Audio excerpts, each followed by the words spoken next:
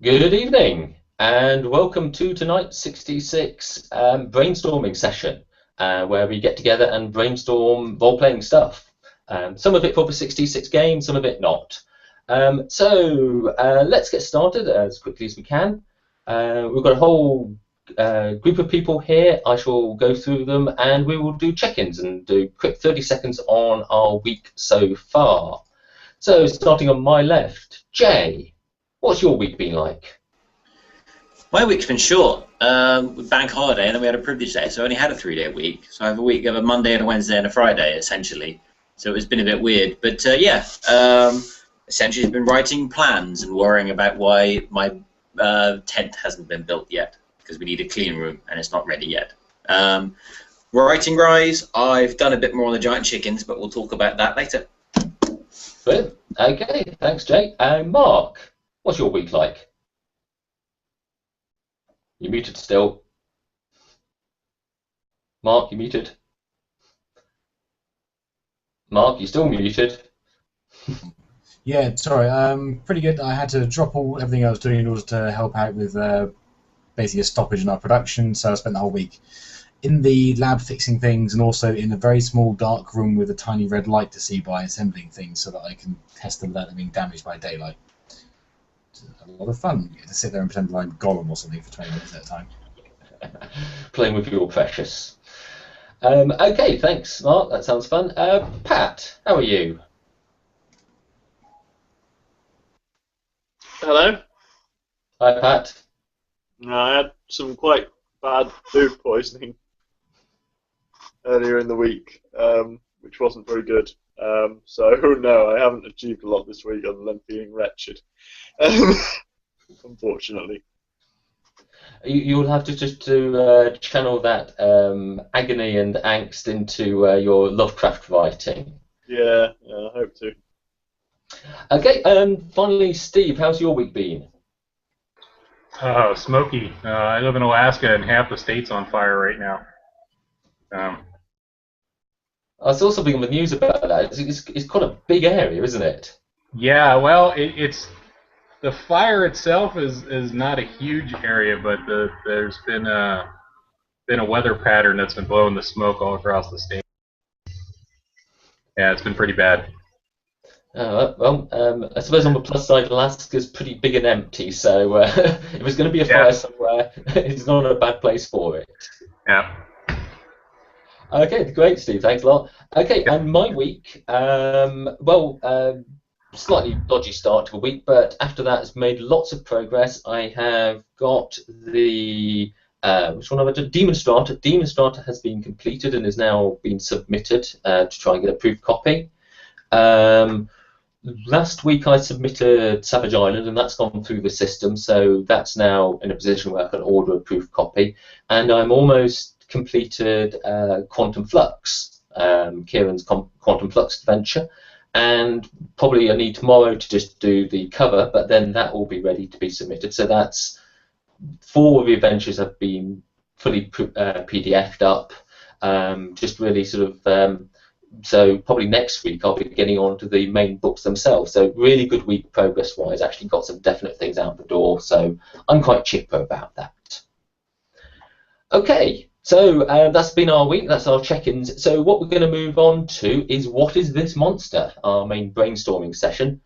I shared out during the week and on G+, and it also went out on Twitter and Facebook and UK role-playing forums, a picture of a monster I'd found on DeviantArt. I thought looked interesting, and I just said, give me your ideas, what they can be, what it can be, and then we'll plan to brainstorm those ideas and develop this actually into a monster. Ultimately, the aim here is to create a fully statted up monster based on this image. Posted on G+. Now, G+, we had really good response, lots of good ideas, some quite humorous ones as well. One person suggesting it was actually quite a small little robot designed to shave the general, which I quite like the idea of, because I just fancied something, something that looks small and inconsequential, but it's really quite a nasty, sharp, ultra sharp monster, ultra sharp blade. So yeah, that was quite a good idea. A couple of people suggested sort of like it's quite science fiction-y.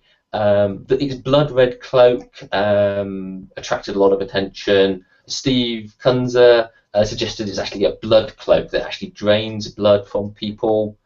Who else would we have? Aaron, yeah, it's another robot, far future. Kieran suggested it's a golem full of anger and rage. Also, Lewis also suggested it's cursed and trapped in its form.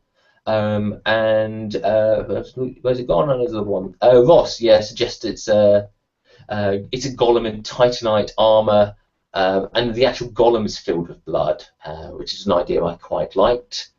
We also went out on Facebook, and Eric chipped in. It's again another construction, definitely evil. Everyone seemed to think this is quite an evil little monster.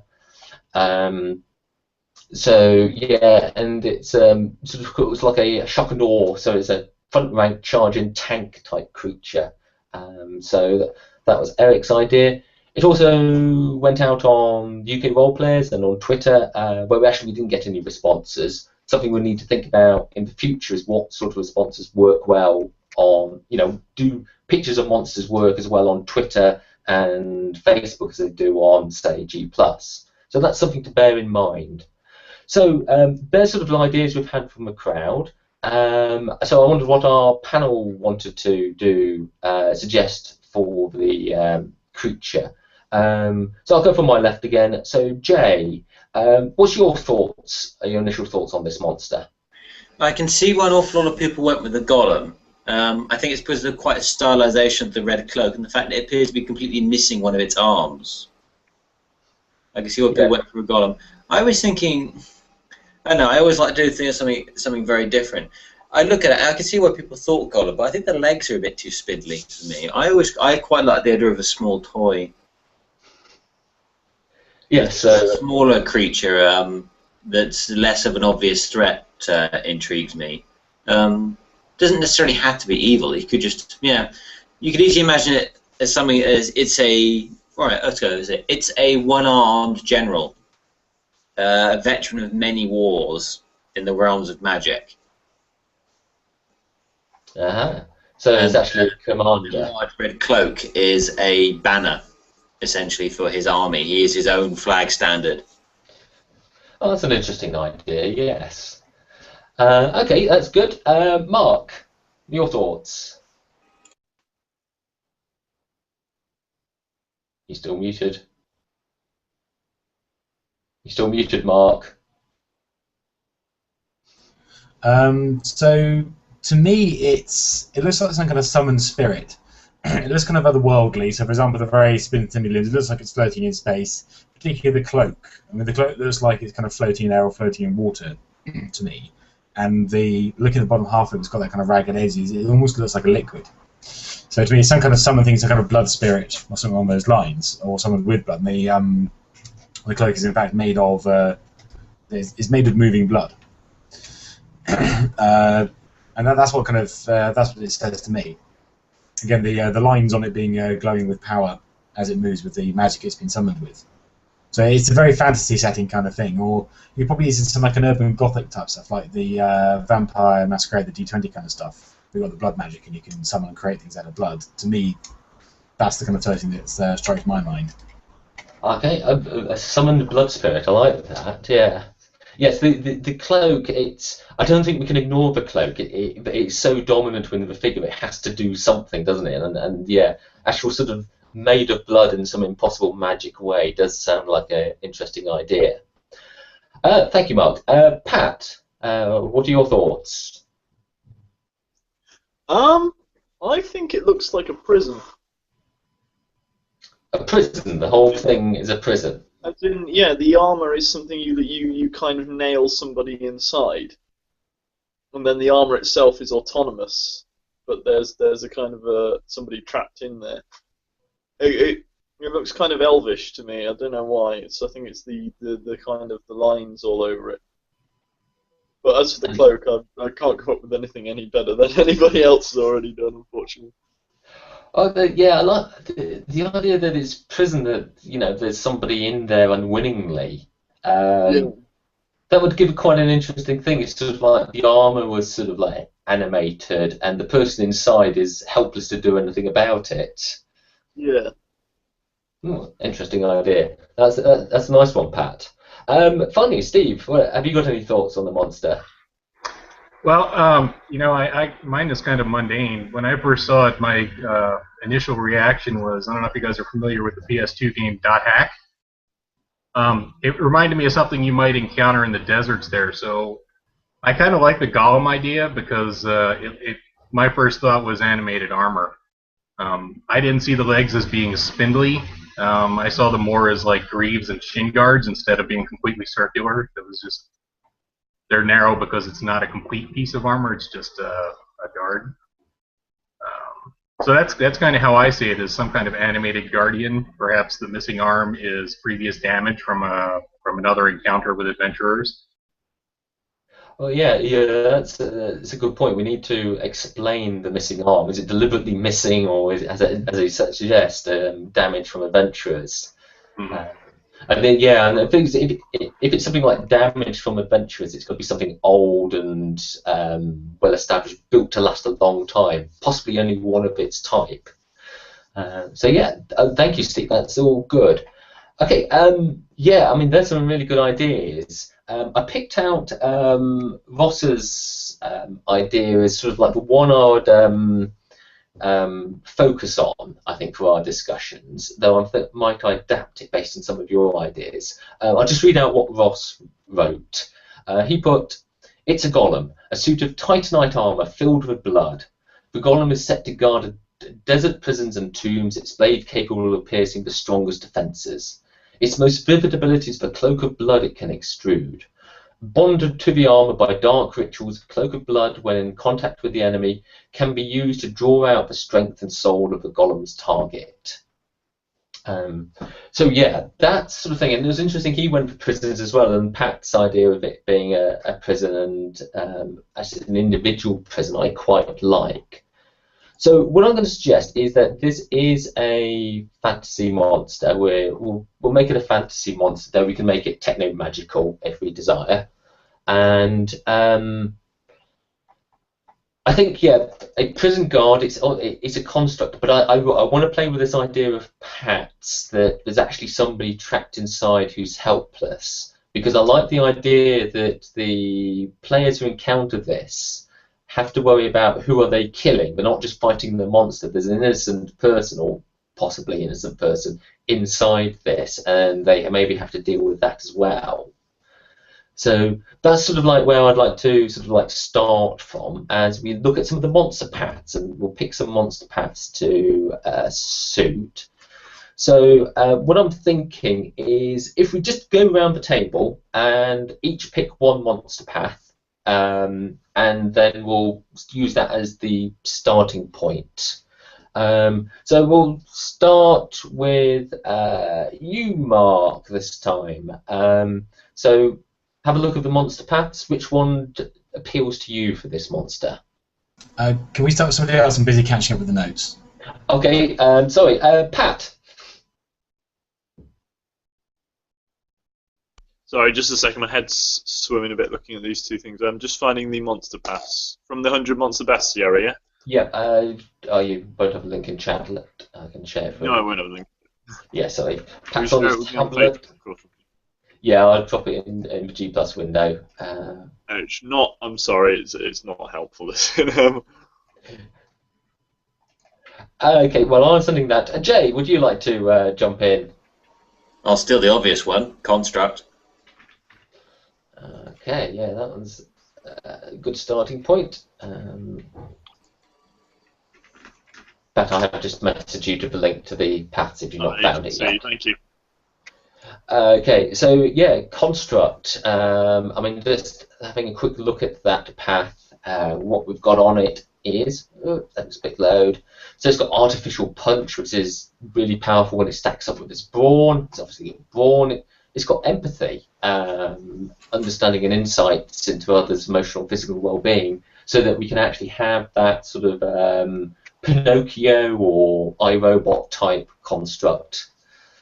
Indefatigable, made of, so and you specify a material it can be made of, merciless, programmed, resilient, and self-repairing. So yeah, that's a good starting point. So that's the first one we've got, construct. Pat, have you picked yours? It's still a bit of a toss-up for me between. Hang on. Maths, voice script, potentially advanced civilization or legendary. Although, no, not legendary. Legendary doesn't work for it. Fire, breath, multi-headed, things like that don't work. But I like advanced civilization because alien science, alien tech, it's a thing that was built in a previous age, and there might have been a lot of them at one time, but there's just like one left now. Oh, that's an interesting idea. So in a fantasy sort of situation, I mean, that could be just a super advanced race which had been on the planet which is gone. Maybe they try to invade at some point. And yeah, I mean, it's possible that the monster's been repurposed, so that it's been, you know, whatever the original alien designed for it, it has been repurposed possibly into this prison guard or this place of containment for people. And that would also explain some of its damage. If so that's I like that advanced situation. That's not one I would have thought of. Steve, have you got a path you'd like to pick? Well, I was originally thinking large, but I like the idea of having somebody inside that it's feeding off of. So I think I'm going to say unholy. Ooh, that's a good choice, John. Yeah, because it's got things like dominate and resilience and flight, which should have explained its funny legs. So they're quite good ones. Yeah, it's got some odd ones on there because I think when I put the Unholy Path together, I was thinking sort of things like vampires, werewolves. So it's got things like animal magnetism in there, and it's also got some social skills of bargain and charm. So actually, we can build a bit more personality into this monster rather than just a combat machine. So yeah, that's an interesting take. Okay. So Mark, your thoughts? Right. Yeah, so just having a look again through the list for these. Did we pick a particular suggestion? Sorry, I've forgotten. I was trying to keep track of the notes. So, do we pick one of the particular suggestions? Is it a golem? Is it a blood spirit? Is it what? Well, it's a construct. It's sort of golem-esque, probably built by advanced civilization and in some unholy way. So it's a bit of a combination of, yeah, if it's got unholy, it can be sort of spirit creature. So yeah. Well, I wasn't pictured that way. I couldn't remember if we picked one of those particular suggestions for what it was, and thus we were trying to pick paths to describe that. Yeah, we're thinking more towards the golem end of things. Okay. But you know, because we've got the unholy thing, is we can have, you know, quite nasty blood spiritual type things in there as well. It wouldn't necessarily not fit. Looking at it, I'm just kind of picking a few out now. Humanoid. I think that's a fairly obvious one given its general shape. I mean, that gives it a collection of movement cards for jumping, sprinting, swimming, climbing, and so on. And yeah. I was thinking also malevolent spirit. Ooh, this gives it an awful lot of kind of fear-based capabilities, the visage of hate and so on, things like that. Something else which kind of came to me. It's something which had been suggested on the Facebook group, sorry, I can't remember the guy's name off the top of my head. Was it maybe it had some mechanism for throwing the sword, otherwise projecting the sword and winching it back towards itself. So you could give it an item, being the sword with the ability to be thrown. Yeah, that's good. I think Malevolent Spirit works better than Humanoid, because if you go for the flight option, a lot of those Humanoid cards are less important. Yeah. But I like the Malevolent Spirit. It fits with the Unholy and sort of, an advanced civilization of spirit creatures, who summons unholy spirit creatures or make unholy spirit creatures. That sort of works quite well. Okay. So we go on, Mark? I'll go for Malevolent Spirit for that one then. Okay, I suppose I should pick one. I know Jay's suggesting Parasitic in the chat. We had just have a quick look at Parasitic. Artery Strike, Fangs, Horrifying, Implant, Leech, Paralysis, Proboscis, Reach and Spring Leap. Yeah, they're good because they sort of go with more of a blood thing. So because we haven't really addressed anything about the cloak. What about the slime? Let's just have a quick look at slime. I'm thinking about what we could do the cloak.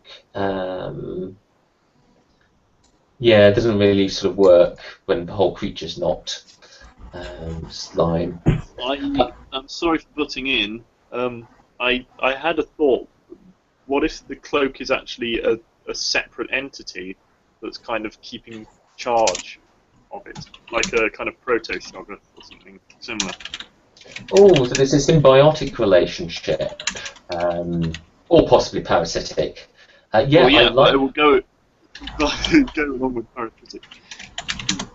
Yeah, I like that idea very much. In fact, actually, I think so. Let me just go back to the slime, because that's monocellular. It can ooze, self-organizing, move, silence, split and reform. Not quite sure how those advantages would quite work for cloak. I mean, make it yeah, I'd have to think about how to do it. Whether you do it two entirely separate monsters, so effectively GM's running two monsters. Is it one monster where one part supplements the other? Very interesting suggestion, Pat. And I don't immediately have an answer for that. But what we'll do then is I'm going to pick.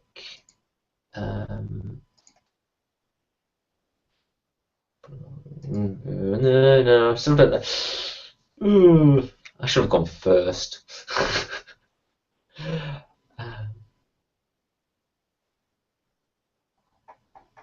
Yeah, let's go. I'll go parasitic, and I think I like this idea of a cloak is sort of separate in some way or other. Misspelled parasitic there.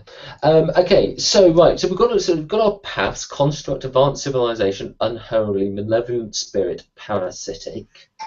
I think we should pick. If each of us have a look at our paths, and we'll pick two advantages from the path. So if you want to go and do your paths and pick them, and we'll go around the table. And looking at the time, we'll probably call it there, because that gives me a really good start to the monster. So, okay, well, I'll start seeing as I'm talking, give you a chance to have a look. I've got parasitic. So I'm going to go for... it's got to have leech, which allows it to draw blood. And...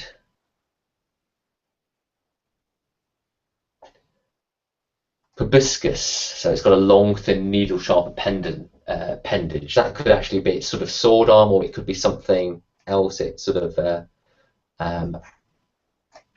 sticks out of its body. Okay, who's chosen theirs? Jay, go for it. So yeah, we're picking two off, yes? Yeah. Yeah. Yeah, I mean, it needs to have a range of capabilities. I I quite like, given what we're talking about, essentially being parasitic, I think Merciless works quite well. Mm-hmm. Given what we're talking about, how its constructed nature, and even if it does have an empathy, its empathy is for an entirely different style and culture of civilization. So how it may react, if it has any morality, would be very different. It's a toss-up. I do quite like the idea of self-repair, so that you combine that with its leeching ability, it essentially uses blood to repair itself. Yes, that would be a good combination. Yeah, so maybe self-repair. I was toying with made of and giving it some kind of, essentially, it's almost made out of congealed blood, but that doesn't give it quite the armor threat that it would do otherwise. But yeah, I think definitely Merciless. Self-repair is a recovery time scene one, which I think would be good if you had it as a monster that was relentlessly pursuing them through a dungeon. Yes, or if it gets killed, the party wanders further into the dungeon, and then lo and behold, it turns up again. Yeah, but you don't necessarily need a card to do that. From a GM point of view, you can just get away with it. So, actually, in the point of it taking actions, the self-repair card is useful, but not necessarily what you want in combat. I would probably go with Indefatigable. Indefatigable. Is that a life card? It is indeed. Yeah. Something never get tired. Yes. Okay. Well, we've lost Pat. Darby's ceased to exist. Okay. Steve, Unholy. Was that yours, or were you a Malevolent Spirit? No, I went with Unholy. Okay. So. I was thinking along the same lines. If it's parasitic and it's feeding off people, then the two abilities that it definitely has to have are Dominate, because you don't want to feed off something that's fighting back, and Resilience, although I hate to go with two static abilities like that. I was thinking it definitely would have the ability to heal itself by feeding off of its targets. Yeah, that's definitely it. You know, that gets the whole blood flow going. So yeah, Dominate's a good one. Resilience is a good one. It's going to be tough to kill. I think that's sort of thing. The two things really coming out about this monster is it's tough to kill, and it can take life, or it can regain life at least, from its foes. So yeah, let's turning into quite a lusty monster. Pat, are you back with us? Yes, I am. Bloody took me forever to get back in though. Okay, have you for your advanced civilization, which couple of advantages are you looking at? Okay. Oh, for pity's sake. I like Merciless, because it has a complete lack of empathy for any life form. Well, Jay got that one on Construct. I'm sorry. Well, I wasn't here. In that case, Augmented Body. The thing is made of... Oh, no, actually, no. Self-repair, definitely. Again. Oh, has someone else already got self-repair? It's already a conversation we've had. Yeah, it's come from the Construct path as well. Sorry, repeat you to that one. It's fine. It's just because I dropped out of the conversation. I didn't hear any of this. Then Augmented Body, then, and Mind Control. Ooh. Oh, that one would give it another angle, and it probably goes with its Dominate as well. Let me just have a look at Dominate. Unholy, isn't it? Unholy, Dominate. Dominate, Control. Yeah, they're both control advantages. So actually, yeah, they would go very well. So, and Dominate is really quite a powerful ability. When any sort of control in the game is really quite powerful. So yeah, I like that one. Okay. So it's everyone, isn't it? Yeah. Okay. Well, that gives us a... Oh, sorry, Mark. Yes, sorry, Mark. I skipped you as well. Okay, Mark, Malevolent Spirit. Yeah. So I mean, kind of going on there's a lot of really horrible stuff in this one. So I quite like the idea of probably Spite. He's going to be draining life out of him. He's going to be spiteful of them, for Yeah. it. And if we're going to want this monster really dangerous, then I'm really quite tempted with things like Sound of Terror or Chilling Aura, because they apply a status effect or a potential attack. So I'm probably go for the Sound of Terror, actually. Because it's most of this horrifying noise coming out of that helmet. Well, as the target. sorry. If there's someone trapped inside, they could actually be just able to speak. That would be pretty terrifying. Yeah, they're screaming all the time. The screaming Yeah. person. So so Spite and Sound of Terror, I think I'd go for. I think they're good choice. I was just thinking about the Sound of Terror. Maybe it's the whistle of his blade, that giant blade as it swings through the air. But I think there's some good. Really fluttering noise of the cloak. Oh yeah, there's lots of ways we could provide that. Actually, then that's a very good choice. Yeah, they're great. I think so. I'll just quickly run through the sorry. What's the other one we chose off? Advanced Civilization. Sorry, pattern. Yeah, we chose Augmented Body and Mind Control, wasn't it? Yeah. Okay, so what we have for this Golem blood creature, it's a construct which is merciless, with self-repair and indefatigable. It's from an advanced civilization with an augmented body and mind control powers. It's unholy, with dominant and resilience. It's a malevolent spirit with spite and a sound of terror. And finally, it's parasitic with a proboscis. I must learn to pronounce that word. And the ability to leech stuff from things. Right. So yeah, that's great. Great. So what I'm going to do is I'll go away and pad that out a little bit and work out some numbers. And hopefully for next week we'll sit down and actually we can have a look at the finished monster. Okay, so thank you everybody, and thank you for everyone on Facebook and G+ and Twitter, etc., who contributed ideas. Okay, we're running out of time, so very quickly, Jay, give us an update on your giant chickens. So, yes, giant chickens. In the end, I went with the idea of the evil demon god. Yay, angry chickens. Well, to start with is the qualifier I'll put on that. Currently up on the Giant Chickens website or section of the 66 wiki is the version I wrote over the weekend for it. If you want to read it, go ahead. I won't spoil it for you. And essentially I've come up with what I think is a reasonably interesting third act to it. So you get the twist of, well, what's going on here? And then you get, and I've added another twist to it as well. So yeah, I'm reasonably happy with it. That said, I was having a chat with Mark over the weekend, and I still do quite like the idea of the theme of science exceeding its reach. So depending how I feel on doing other things this weekend, I may also put together another third act for some kind of science exceeding its grasp one, a more sciencey rationale behind these giant chickens, and see how that looks. And if I can't decide between the two, I'm almost tempted to just put both in and let the GM choose. Yeah, that'll be an interesting twist. You could do, yeah, because we've been thinking of this mostly as sort of like a demonstration game, or very short single session game. So yeah, that'll be an interesting one for the GM to make that choice. Yeah. So at the beginning of the third act, I would have some information saying, if you have chosen this reason for giant chickens, then you need to drop these hints in acts 1 and 2. If you've chosen this reason for giant chickens, you need to drop these hints. So I think I will lean more towards that at the moment. It will depend on how much work it turns out to do. But yeah, that's where I am at the moment. Angry Chicken Gods is the one I've written, but I am still toying with the idea of some dark science.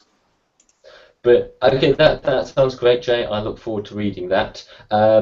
Good. Okay, so let's move on quickly. What we're going to do next week? First up, has anyone got anything they are ready to want to bring to the table and need brainstorming specifically for next week? I don't have any specific problems, but I could probably come up with a few things that need looking at. Mark, you were saying something? I was about to say no, I haven't got any either because I'm about to focus my efforts on the proofreading for Hellenic, and there's not really any creative issues coming out of that. Yeah, Pat, you're away, I believe. Steve, would you like to bring in anything next week? Any role-playing problems you're struggling with? No, I'm good. Good. Okay. Right. In which case, what I'll do is I'll find a. I think we'll try the same again. We'll try a different monster. I'll find a different image and I'll do another monster. And then we'll see, and possibly we'll try and do a companion monster for what we've just created. So we'll actually build together a little bit of a backstory or something like that. So more than just designing a monster, we'll try and flesh it out a bit. So Chris to do a monster next week. Okay, coming up on time, so let's go through our pluses and deltas. I think this week what we'll do is as I go around each person, if you can give your plus and your delta at the same time, just to speed things up. So I'll start with Jay. What's your plus? Plus, always thinking about monsters is always good for me. I always do enjoy getting stuck in and having a look at pictures like these. And yeah, brainstorming, come up with background stories is quite good. Delta, I would like, it'd be nice, it would be a good thing if we could also explore other variations on this monster. I do think Mark's idea of a summoned blood spirit is of interest as well. Oh, but yeah, that's actually something we could do next week, is actually just repeat the same exercise, but say we have to come up with a completely different set of ideas or a different set of paths. So that'll be interesting. Okay, that's good. Pat, your plus and your delta. Pluses, we got to see, how the process works, and the way that you chose to do the process, I thought was really good. Like just going through it, path for path, ability for ability. Deltas, I missed half of the conversation, and it was the fun part. So that's a pain. But at least you got half a conversation. Okay, so that's good. Okay, Steve, your plus and your delta. I think it was interesting seeing ideas how you can work different paths together. So that's definitely a plus. But on the opposite side, I would have liked to have heard a little more about how the individual abilities that were chosen for those paths would work together. Yeah, I mean that's one of the things that we're all coming from different ideas and picking individual advantages. As the whole game is about how advantages combine, that's something we need to do. And obviously, as I put together the monster in the week, I'll have to think about that a bit more. So yeah, okay, that's great. My pluses, really great to see Steve. Really nice to chat to him. Also, more generally, I think also, as Jay said, this whole process of building a monster worked quite well. I think it's sort of something we can do, and probably if we're designing settings, or any one of us is designing a setting, we could actually probably knock out some monsters quite quickly and fill the bestiary, at least to bare bones, very quickly. So I liked that. My delta.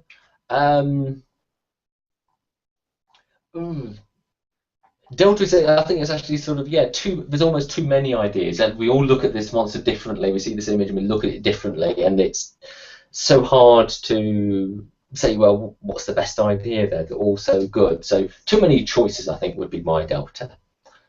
Okay, right, we are up for time. That's all done. Thank you very much to Jay, Mark, Pat, and Steve. We'll be back next week for more brainstorming, and we'll be doing another monster. So until next week, goodbye.